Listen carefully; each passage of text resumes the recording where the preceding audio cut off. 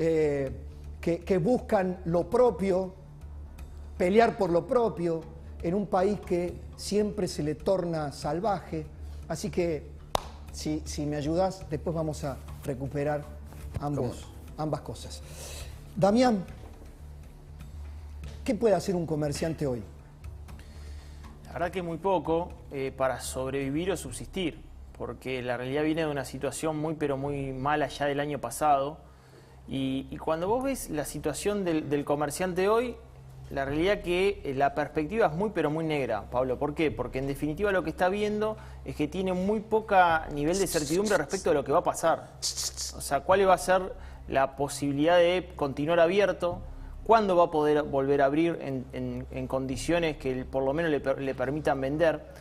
Y ahí a mí lo que me preocupa es que cada vez el sector privado, en vez de competir en el mercado, compite contra el Estado. Y esto está dejando mucho sector privado fuera de juego hace mucho tiempo. Y bueno, la pandemia obligó a condicionar aún más la situación, ¿no? Jonathan, con tu consultora también están permanentemente sondeando el sector privado, ¿no? Porque acá hay como, yo no sé hasta dónde aquellos que llegan a un cargo en el Estado tienen cabal conocimiento de lo que pasa en el sector privado. Hay muchos burócratas, hay mucho funcionario que jamás estuvo del otro lado del mostrador. Entonces, uno piensa, ¿qué políticas puede articular el Estado en pos del sector privado o entendiendo lo que ocurre en el sector privado si nunca han tenido esa experiencia? Sí, no solo es verdad eso que decís de que no tienen experiencia en el mundo privado, lo desconocen totalmente. Lo subestiman y a la vez lo critican y a veces lo ponen al empresario en el lugar del culpable, ¿no? ¿Viste? Lo quieren hacer culpable de la inflación, lo quieren hacer culpable del problema sanitario. O sea, el culpable hoy es un pobre roticero que quiere vender 200 gramos de fiambrín y no la inexistencia total de una política sanitaria que nos lleva a cumplir con un récord, otro récord más que la Argentina suma de mayor cantidad de muertos y demás. Pero eso no es lo peor. O sea, si las cosas pueden empeorar, porque todo eso que acabo de decir es tu principal socio. O sea, ese socio que vos tenés que se lleva solo lo bueno y que te cobra ganancias por adelantados. Ahora, por ejemplo, cosas que indignan a cualquier empresario, ¿no? Ahora tenés que pagar ganancias si es que te dio algo. Y encima te hacen pagar adelantado ganancias del año que viene. O sea, en un país donde te mantienen cerrado, en un país donde no te dejaron de cobrar ningún impuesto, porque los impuestos siguieron corriendo, a lo sumo te dieron una moratoria. Lo que pasa es que una moratoria sirve para patear una deuda el primer mes, el segundo mes, el tercer mes. Cuando ya llevas un año de patear, eso se te hizo en un flujo que es muy fácil de entender, un monto que es imposible de pagar. Y te siguen cobrando los intereses porque el Estado es tan usurero o más, muchas veces con los intereses que cobran.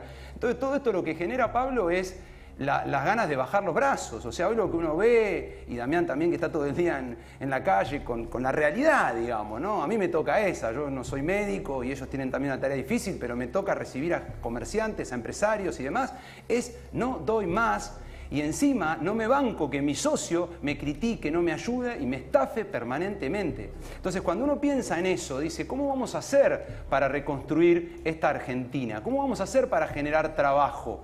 ¿Cómo? Que alguien me explique cómo. Si tu socio no te ayuda, te cobra por adelantado, te maltrata, te genera nuevos impuestos, te limita la posibilidad de hacer negocio. Mira, te cuento muy cortito algo, porque realmente fue una semana muy dura la pasada en lo profesional, ¿no? Más allá de lo personal.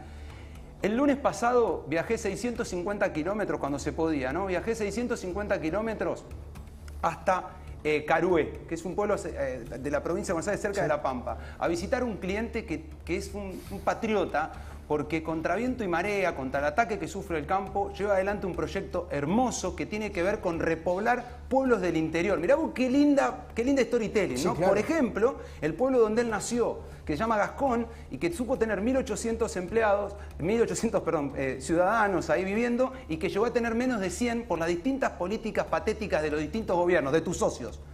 Estábamos ahí contentos, en medio de todo este desastre, porque al campo le estaba yendo un poco mejor, porque la ganadería estaba pudiendo tener un poco más de mercado, entonces estaban repoblando su pueblo, ya había 125 habitantes, un 25% más. A la noche, cenando, Santi Bulat sube en Twitter, lo vi primero por él, diciendo, se limita la exportación de carne al mundo. Imagínate Llévalo a cualquier orden de tu vida, ¿cómo te sentirías? ¿Cómo salís el lunes? ¿Cómo salís a decirle a tus empleados que leen los diarios y no son tontos que se terminó el negocio?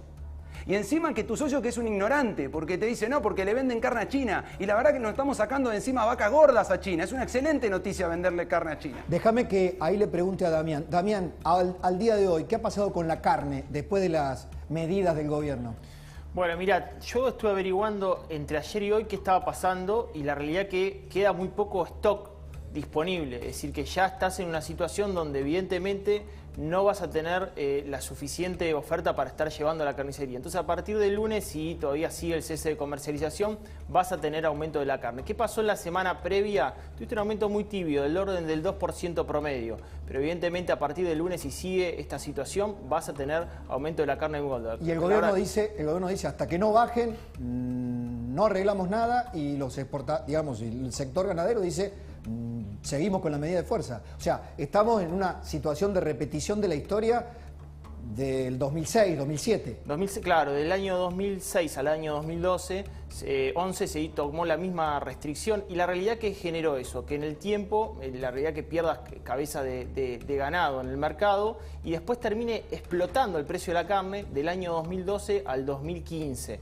Es una situación donde es increíble, ¿no? Porque vos tenés toda una comitiva de gobierno que va a recorrer Europa para intentar honrar sus deudas y se genera con divisa eso, que estamos tratando de conseguirlas a través de las exportaciones, por lo cual es casi contradictorio, te diría Pablo, el mensaje que por una parte el gobierno lleva externo